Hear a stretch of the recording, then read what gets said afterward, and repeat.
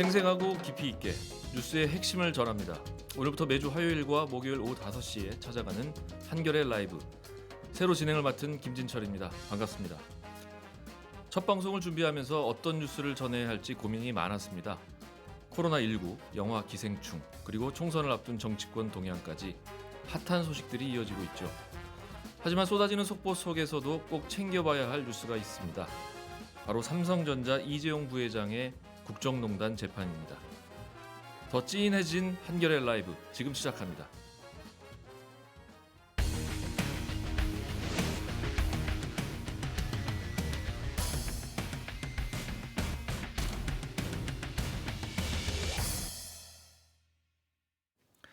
이재용 부회장 재판을 둘러싸고 대체 무슨 일이 벌어지고 있는지 해설해 주실 두 분이 나와 계십니다. 삼성 등 재벌의 불법, 탈법, 경영 문제를 감시해온 민변 민생경제위원회 김종보 변호사, 삼성 그리고 삼성준법감시위원회를 취재해온 한겨레 산업팀 송채경화 기자입니다. 안녕하세요. 안녕하세요. 우리가 오늘 살펴보려는 삼성전자 이재용 부회장 재판 어떤 게 있나요? 지금 삼성 관련해서 워낙 여러 재판이 진행 중이죠? 네, 맞습니다. 굉장히 많은 재판이 진행 중인데요. 삼성 계열사 노조 와해 사건 이런 재판도 있었고, 그다음에 삼성 바이오로직스 회계 사기 사건 이런 것도 있었고, 그런데 삼성전자 이 회장 부회장 관련된 사건은 그 박근혜 정부 때 국정농단 사건이 있었잖아요. 그거 그렇죠. 관련해서 네, 이재용 부회장이 자기 승계를 도와달라는 목적을 가지고 박근혜 전 대통령에게 뇌물을 줬다라는 혐의를 받고 있는 재판이 있고요. 사실 1심, 2심, 그다음에 대법원까지 진행이 됐고 지금 파기환송심이 진행 중인데요. 1심 같은 경우에는 대부분 혐의가 유죄로 인정이 돼서 징역 5년형을 받았고요. 그다음에 2심 같은 경우에는 좀 바뀌어서 부정 청탁의 존재를 인정할 수 없다라면서 징역 2년 6개월에 집행유예 4년이 그렇죠. 선고가 됐었고, 그다음에 대법원 지난해 8월에 있었죠. 대법원에서는 포괄적 현안으로서의 승계 작업의 존재를 인정한다라고 하면서 2심에서 인정하지 않았던 말 구입 가격 이런 것까지 다 인정을 해서 뇌물이 86억 원으로 올라갔죠. 그래서 대법원에서 이렇게 결정을 내리니까 그럼 파기환송심에서 다시 또 이제 재판을 받게 됐고 지금 파기환송심이 진행 중이고요. 그래서 지금 서울고법에서 진행 중이고 정준영 재판장이 진행을 하고 있는데 되게 특이하게도 삼성에 주문을 했어요. 재판을 하면서 실효적인 준법감시 제도를 만들어라 이렇게 주문을 하면서 이제 논란이 되고 있는 상황입니다. 그렇죠. 재판 과정이 상당히 오락가락한 측면이 좀 있었습니다. 네네. 결국 지금 준법감시위원회가 지금 얘기가 크게 되고 있는 건데요. 김종보 변호사가 보시기에 파기환송심 재판부가 준법감시위원회를 만들려고 한 이유와 근거가 뭐라고 생각하십니까? 솔직히 모르겠어요. 왜 저희가 그 판사님 머릿속으로 알 수가 없잖아요. 왜 이런 걸 만들려고 하셨는지 뭐 근거는 딱히 없어요. 법적 근거는 없는 것 같고. 아, 그렇죠.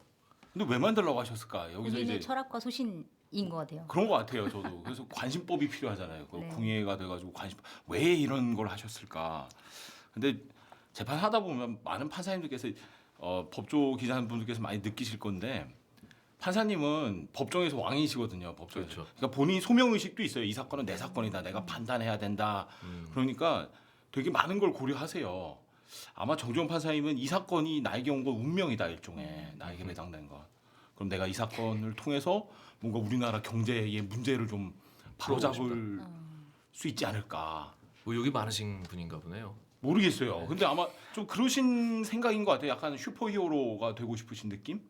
좀 그런 생각이 저는 강하게 들더라고요. 근데 이분이 말씀하신 게 지금 미국 연방법원 그 양형 기준 아닙니까? 예. 그렇죠. 미국 기준이죠. 우리나라 그렇죠. 기준은 아니고. 예. 근데 이게 우리나라 사법 체계에도 과연 적용이 가능한 건가요? 뭐 불가능하다고 말하기 좀 어려울 것 같아요. 이게 좋은 참고 자료로 사용할 수는 있겠죠. 그런데 이제 미 연방 양형 기준이잖아요. 미국에서 사용되는 그렇죠. 건데 일단 우리나라잖아요. 우리나라 대법원 양형 기준이 있습니다. 명백히 이게 먼저 적용돼야겠죠. 그렇죠. 그 제가 미리 좀 자료 요청을 드렸는데 이게 화면에 지금 나올까요? 나중에 그거 보여드릴게요. 예. 나중에 특강 준비하시죠. 지금 나왔네요. 나오네요. 그렇군요. 말씀 간단하게 해주시죠. 여기 가운데 보면은 50억 지금 아까 이재용 부회장 뇌물 횡령액이 그러니까 뇌물 제공액이 86억이면 그만큼 회사 돈 삥땅 쳤다는 얘기거든요. 횡령해가지고 86억이에요. 그럼 50억 이상 300억 미만. 그럼 감경을 하면 2년 6월에서 5년이고 기본이면 4년에서 7년, 가중하면 5년에서 8년이에요. 일단 기본이 4년에서 7년 떨어지는 거죠. 집행유예가 안 나온다는 얘기입니다. 잠깐 넘어가 볼까요? 다음. 양형 기준 보면은 여기 가중 요소에 범죄 수익을 의도적으로 은닉한 경우, 범행 수법이 매우 불량한 경우, 피지휘자에 대한 교사, 밑에 직원한테 삥땅 치라고 시킨 경우, 이런 거죠. 요러면 가중하게 돼 있어요. 근데 왜 감경 요소 맨 위에 보면은 사실상 압력 등에 의한 소극적 범행 가담. 아, 내가 압력 받았어. 너 예를 들어서 어쩔 수 없이 친척, 했어. 어쩔 수 없이 횡령했어, 배임했어. 이러면 빼주겠다, 감해주겠다는 얘기예요.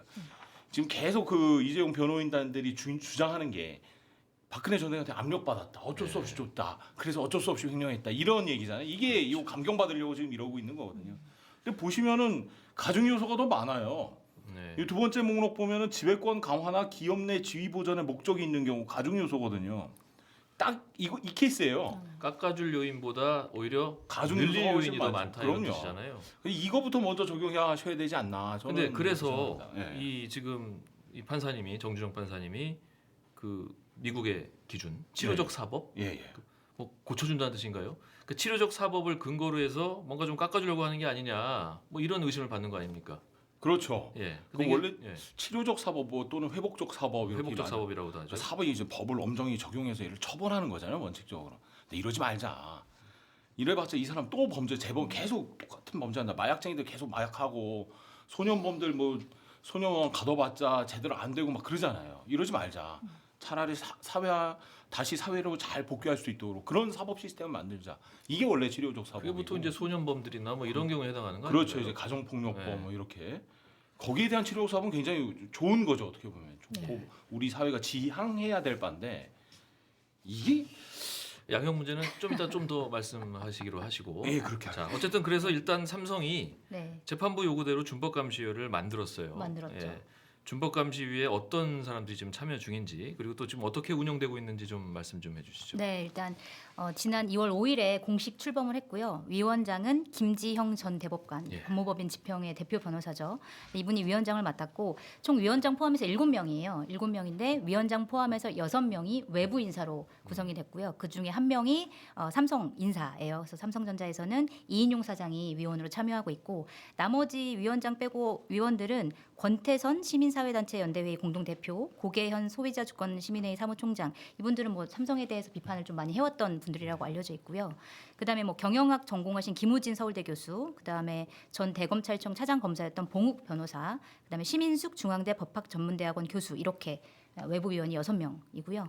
네, 그리고 뭐 이 외부 이게 7명으로만 구성되는데 7명은 이제 한 달에 2번 정도 만나서 회의를 하는 거고 이분들이 다 직업이 있으시기 때문에 예, 그렇죠. 비상근으로 한 회의를 달에 두 하시는 번이면 거고. 꽤 자주 만나시네요. 네, 그런 거고 그다음에 나머지 이제 그러니까 어떤 일을 해야 될 사람 있잖아요. 상근으로 네, 일을 네. 해야 될 사람 사무국 따로 변호사 구성을 해서 한 분. 네, 변호사 뭐 그렇죠. 회계사 이런 분들 구성을 해서 지금 뭐 진행을 하고 있는 중입니다.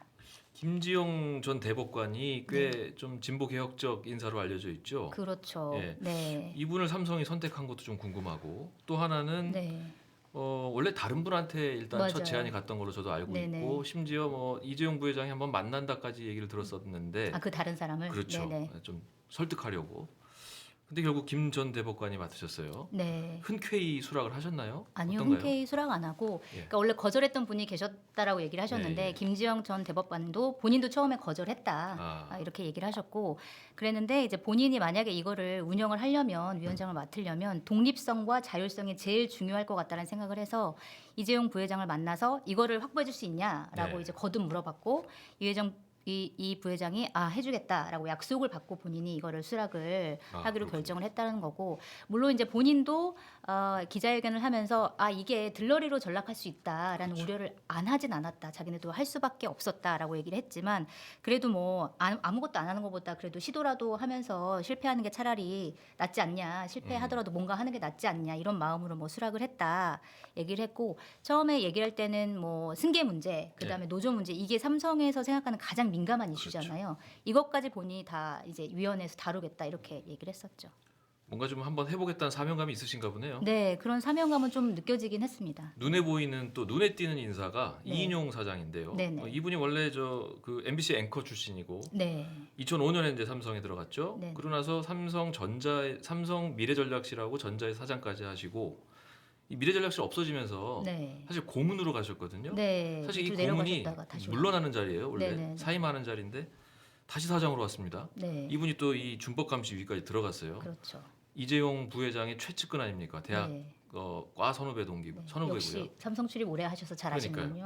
이분은 왜 들어간 겁니까 지금? 그러니까 이분 같은 경우에는 그러니까 김지영 위원장이 본인이 이제 모든 위원들을 다 추천을 했다고 하더라고요. 그래서 이인용 사장도 본인이 추천했다 이렇게 얘기를 하고 그렇습니까? 있고 그러니까 인연이 좀 있었던 것 같아요.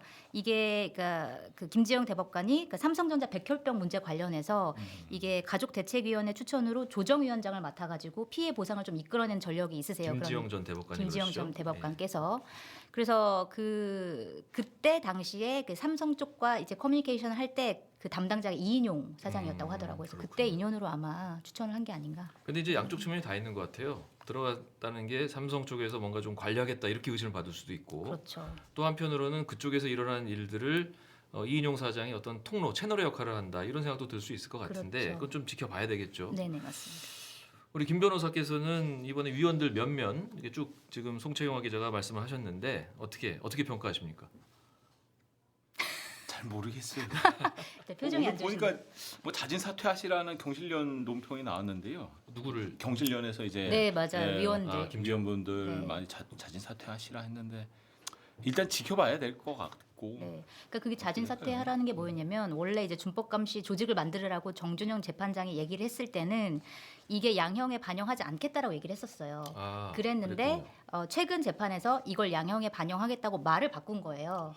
그러니까 사실은 그러면 이 준법감시위라는 조직 자체가 어쩔 수 없이 들러리로 전락할 수밖에 없고 양형을 깎아주는데 어떤 도구로 사용할 수밖에 없는 게 너무 확실해졌으니 위원들이 처음에는 좋은 마음으로 참여했다고 하더라도 이제는 이런 의도가 드러났으니 그만둬야 되는 거 아니냐라는 요구를 경실련이 했었고 그런데도 이제 위원들은 그만두지 않겠다라는 의지를 보이고 경실련이 있는 거죠. 상당히 요즘에 좀 분위기가 달라진 것 같은 생각이 드네요. 예.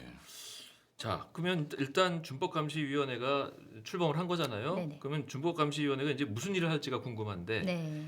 준법 감시를 해야 되잖아요. 네. 감시. 그러면 직원들도 감시를 할 거고 네. 또 회사도 감시해야 될 건데 네.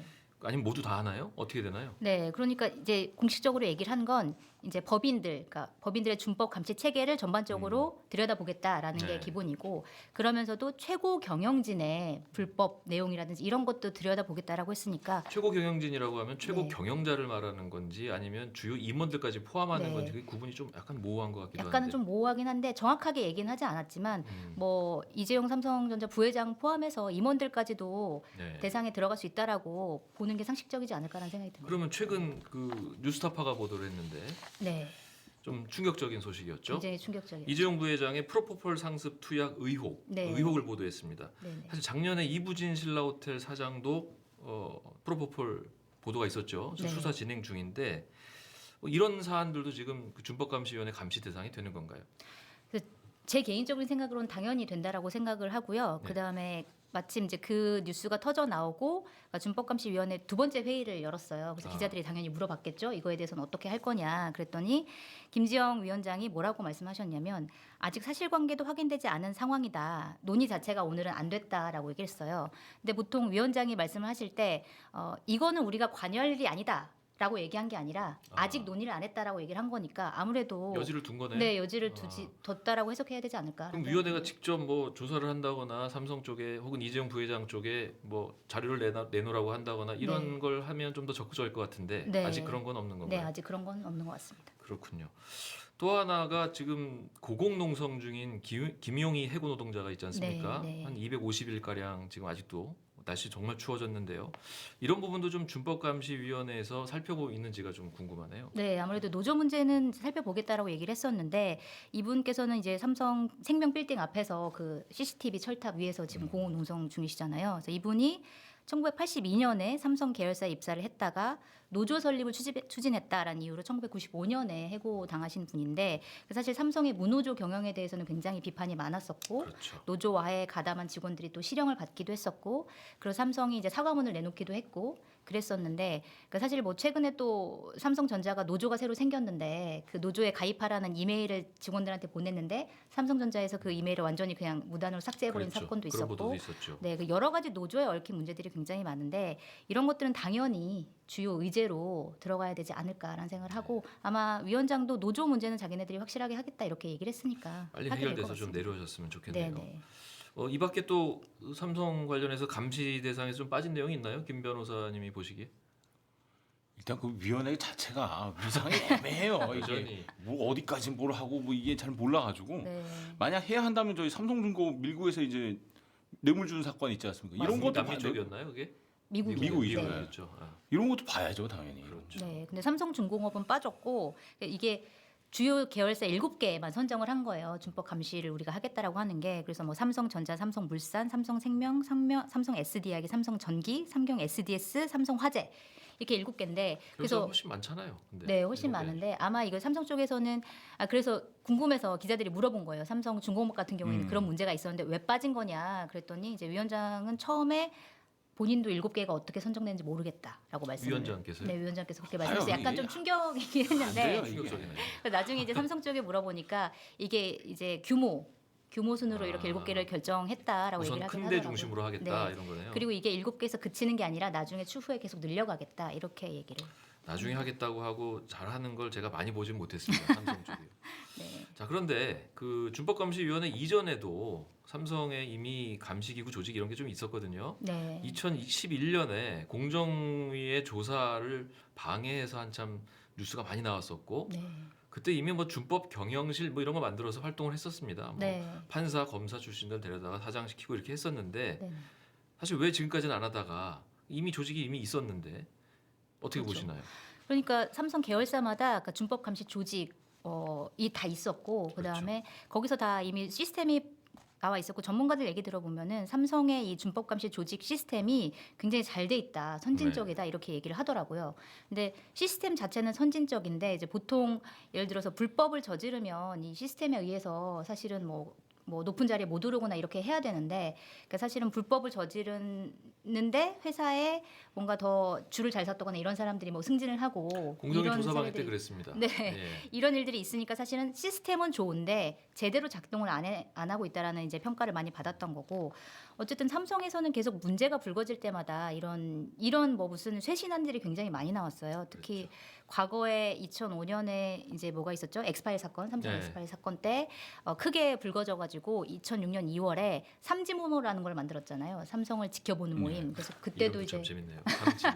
네, 그래서 그때도 시민사회 단체에서 여러 활동하던 삼성을 비판하던 사람들이 모여서 이제 여러 가지 조언을 하는 모임을 만들었는데 한 1년 좀 넘게 활동을 하다가 이제 흐지부지 됐죠. 그래서 삼지모가 했던 역할이 뭐냐라는 비판도 좀 듣기도 하고 했는데 이번에도 사실은 국정농단 사태로 위기가 발생하고 재판부에서 요구를 하니까 좀 어쩔 수 없이 만든 거 아니냐. 이미 시스템이 있는데 좀 보여주기 식으로 만든 거 아니냐는 비판을 또 듣고 있는 거죠. 삼성에서 뭐라고 합니까 거기에 대해서?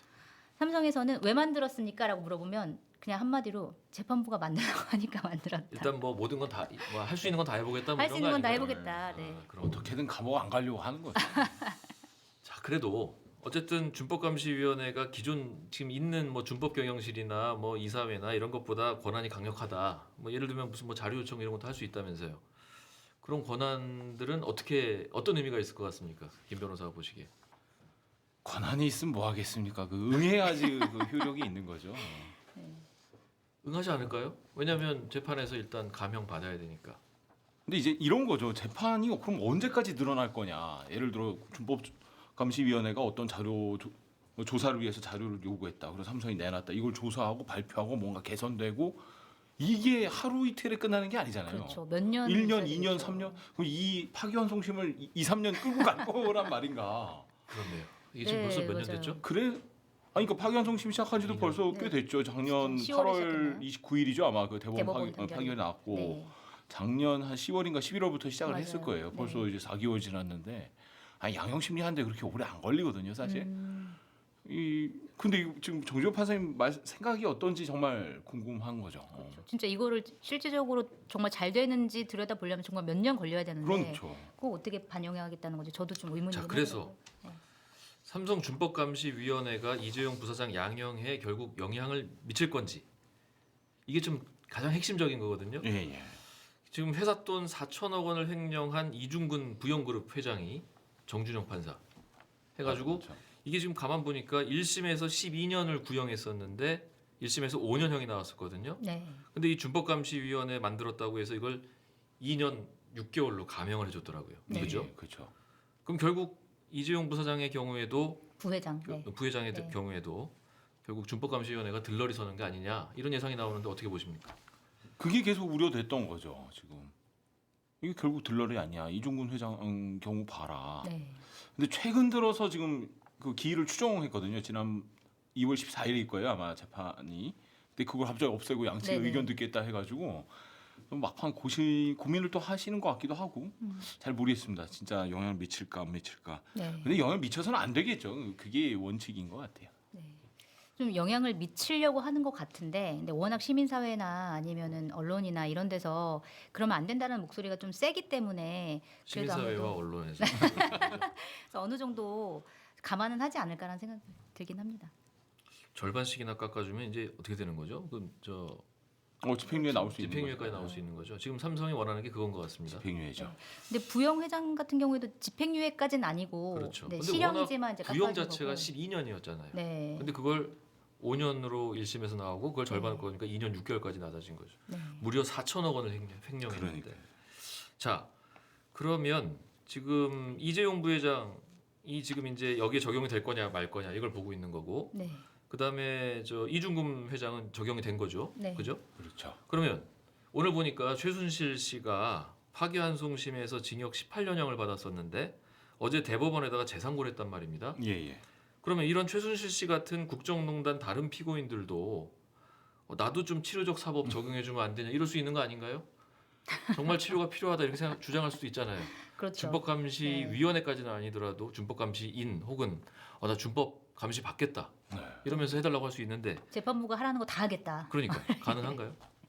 그러니까 지금 이 재판이 되게 희한해지는 거예요. 이게 최준 씨가 제가 만약 최서원 씨 네. 변호인이다. 그러면 아니 왜 이재용 부회장은 준법감시 제도를 도입하면 깎아주겠다고 하고 그렇죠. 나도 지키고 나 열심히 할 거예요. 저 정말 성실히 살 거예요. 쥐 죽은 듯이 조용히 살 거예요. 정말 저는 법을 무조건 지킬 거예요. 막 하고 싶은데 그러니까요. 같은 국정농단 관련 왜 저 판사는 해주는데 왜 이 판사는 안 해주십니까? 하면 뭐라고 하겠어요, 사법부가? 이상해지잖아요. 또 하나 문제가 네. 이건 이제 개인인데 지금 삼성하고 부영이 먼저 적용이 됐고 삼성이 적용될 것인지 안 될 것인지를 지금 보고 있는 거잖아요. 그렇죠. 그럼 아마 다른 재벌 그룹들도 이걸 유심히 보고 있을 겁니다. 그렇겠죠. 다른 데도 지금 다 이런 거 준법감시 만들어서 피해 가려고 하지 않을까요? 네. 분위기는 어떻습니까? 재계 분위기는. 그럴 것 같습니다. 뭐 다른 데서도 아마 준비를 좀 하고 있을 것 같고, 그다음에 삼성 같은 경우에도 기존의 준법감시 시스템도 바꿨어요. 예를 들어서 기존의 법무팀 산하에 있었던 준법감시 조직을 대표이사 바로 밑으로 바꾼다든지 이러한 그 움직임을 보이고 있기 때문에 사실은 삼성에서 만약에 집행유예를 받는다고 하면 다른 재계들도 당연히 따라할 가능성이 없잖아 있죠. 왜냐하면 부영도 어느 정도 그런 시스템을 갖춘 다음에 그렇게 감형을 받은 거기 때문에. 이렇게 해서 정말 치료가 되면 모르겠는데 이게 이제 들러리처럼 되면 문제가 더 커진다고 볼 수가 있겠죠. 네. 재판장은 어쨌든 뭔가 사명감을 갖고 계신 것 같은데 어떤 효과를 낳을지는 참 모르겠네요. 만약 다른 나라에서처럼 이재용 부회장의 양형을 결정하는데 준법감시 활동이 반영된다면 대법원에 또 상소를 할 수가 있는 건가요? 그 검사가 이제 양형부당을 이유로 대법원에 상고하는 것은 굉장히 제한되어 있죠. 그렇죠. 예, 사형 무기징역 10년 이상의 유기징역이 선고됐을 때만 피고인 또는 피고인이 이제 양형부당을 이유로 대법원에 상고할 수 있는 거고요. 그 이외의 양형 판단은 전적으로 사실심, 1심과 2심의 정권 사항이기 때문에 네. 대법원이 관여를 안 합니다. 그래서 이번에 만약 파기환송심에서 집행유예 선고했다, 그럼 거의 사실상 끝난다고 봐야죠. 결국 중요한 건 이제 다음 재판 일정인데, 네. 그죠? 준법감시는 이미 만들어진 거고요. 네. 재판이 미뤄졌다면서요? 네, 재판 재판이- 일정이 어떻게 돼 있나요 지금? 이게 원래 재판이 2월 14일에 예정이 돼 2월 있었는데 이게 미뤄졌어요. 왜냐면은 이제 재판부는 본인들이 준법감시위원회를 다시 이제 감시를 해서 이게 잘 되면은 양형에 반영하겠다고 얘기를 한 거고, 근데 이제 검찰에서는 반대를 했죠 당연히. 이거에 양형 반영하는 건 말이 안 된다. 그래서 검찰에서 이제 반발을 하면서 이제 재판 기일이 좀 미뤄진 거고, 그래서 사실은 이제 전문심리위원을 도입을 하기 위해서는 이제 재판부에서 한 명 하고 뭐 삼성에서 한 명, 이렇게 어디서 한 명 이렇게 해가지고 3명을 도입해가지고.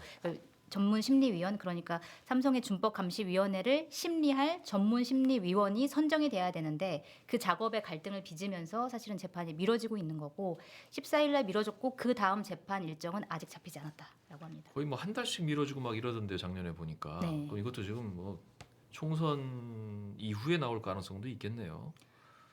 그럴 수도 있겠네요. 그렇죠? 네. 총선 이후면 또 정치적 상황도 많이 달라질 텐데. 자, 일단 뭐 그 이 부회장의 형이 확정되기 전까지는 어쨌든 우리가 준법감시위원회 활동 또 존재 이런 데 좀 관심을 가져야 되지 않겠습니까? 네. 시민단체에서 또 언론으로서 네. 우리 일반 시민들도 좀 이제 문제에 관심을 가져야 할 텐데요.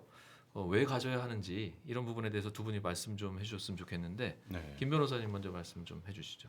지금까지 많이 얘기가 나왔죠. 이 준법감시위원회 그러니까 회사가 정말 나 법을 잘 지킬래요. 어떤 준법감시 제도를 만드는 것 자체를 부정하거나 뭐 비난할 건 아닌 것 같아요. 그거 당연히 필요한 거죠.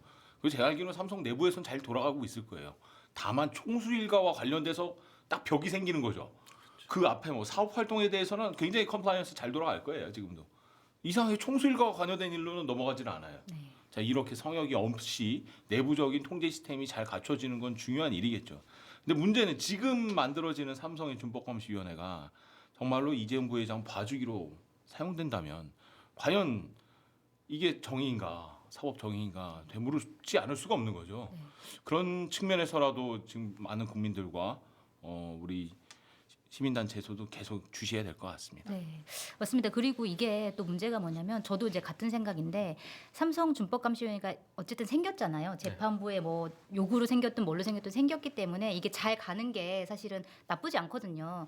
잘 가야 되는데 만약에 이걸 통해서 이재용 부회장이 감형을 받았다, 그래서 집행유예를 받았다, 그럼 이 조직이 계속 유지될 수 있을 것이냐라는 데 있어서 굉장히 의문이 들잖아요. 그렇죠. 이미 효용 삼지모가 아직도 있나요? 삼종 없죠. 그렇죠. 이제 그런 해체됐죠. 거죠. 그래서 이게 효용 가치가 만약에 없어졌을 때, 지금은 삼성이 굉장히 전폭적으로 지원을 해주고 있지만 이 조직에 만약에 집행유예를 받고 나면 과연 이 조직이 계속 살아남을 수 있을 것인가에 대해서 굉장히 의문인데, 그럼에도 불구하고 이 조직이 살아남으려면 시민사회가 요구하는, 예를 들어서 양형에 우리의 활동을 반영하지 말라라는 목소리를 낸다거나 아니면 노조 문제나 승계 문제에 대해서 정말 시민사회 요구를 막 이렇게 받아들여야 시민사회의 힘을 받아서 계속 갈 수 있는 거잖아요. 근데 이런 게 없으면 계속 갈 수가 없기 때문에 이제 준법감시위원회가 좀 삼성 측의 눈치를 보기보다는 시민사회나 언론이나 이런 눈치를 많이 봐서 제 목소리를 조금 많이 내야 그런 힘을 바탕으로 계속 갈 수 있지 않을까, 이런 생각이 듭니다.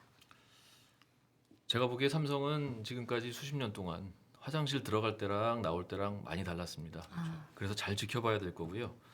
뭐 김종구 변호사나 송채영화 기자가 잘 봐야 될 겁니다. 그리고 우리 시민들도 사실 이게 촛불혁명의 그 근원이 이 문제 아니었습니까? 그렇죠. 예. 잘 마무리 지을 때까지 관심을 많이 가지셔야 되겠죠. 예.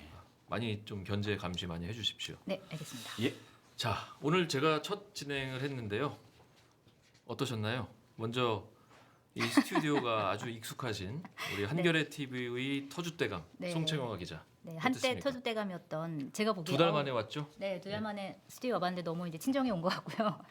너무 잘하시네요. 그리고 목소리가 워낙 좋으셔가지고 감사합니다. 앞으로 승승장구하실 것 같습니다. 자, 김종구 변호사 이제 앞으로 자주 부를 건데요. 자주 나오실 거죠? 아니요. 자주 처음이자 나오실 마지막 겁니다. 출연이길 바라고 있습니다. 자, 첫 출연인데 어떠셨습니까? 뭐 시간이 순식간에 지나갔네요. 근데 아까 했던 얘기 하시면 돼요. 진짜 이 사주 받은 이게 바로 교사예요. 다른 사람이 시키는 거. 지금 한겨레 TV 구독자가 50만이 넘기를 한 달 안에 50만이 넘기를 간절히 기원하면서 네. 이만 마치도록 하겠습니다. 예, 감사합니다. 훌륭합니다. 김종구 변호사 또 송채영화 기자 나와주셔서 감사합니다. 예, 감사합니다. 삼성준법감시위원회. 삼성은 어쩌다 외부 인사들까지 모아놓고 법을 지키는지 감시받겠다고 자청하고 나섰을까요? 누가 따로 감시해야 준법하는 것이 우리 한국 최대 기업의 정상적인 일일까요? 삼성준법감시위원회를 만드는데 아이디어를 제공한 재판부. 왜 이랬을까요? 주어진 법을 주어진 틀 안에서 적용하는 것이 판사의 일입니다. 재벌 문제 단순합니다. 똑같이 법제도 적용하고 똑같이 지키면 됩니다. 지키지 않으면 벌 받으면 되죠. 기본을 갖추는 게 재벌 개혁의 첫걸음입니다. 지금까지 한겨레 라이브 김진철이었습니다. 목요일 오후 5시 더 찐한 뉴스로 찾아뵙겠습니다. 감사합니다.